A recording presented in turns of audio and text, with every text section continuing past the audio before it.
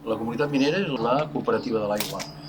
Fa 150 anys de la seva fundació i sempre hem tingut l'objectiu de fer una gestió el màxim d'ecologista possible. Aleshores, el fet d'optar ja per les energies renovables és perquè volem que el consum que nosaltres fem energètic, que és molt, són 1.300 megawatts, doncs la puguem compensar amb la producció fotovoltaica de el que estem muntant. Així podem arribar a un 30% de producció pròpia d'energia neta.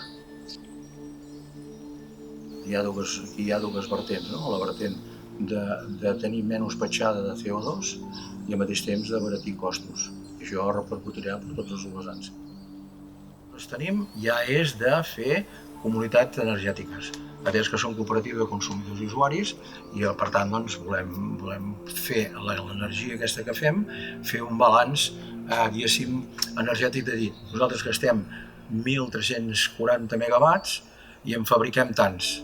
Doncs, per tant, la petjada del CO2 la baixarem i si podem rebaixar-la un 20%, doncs un 20%. No?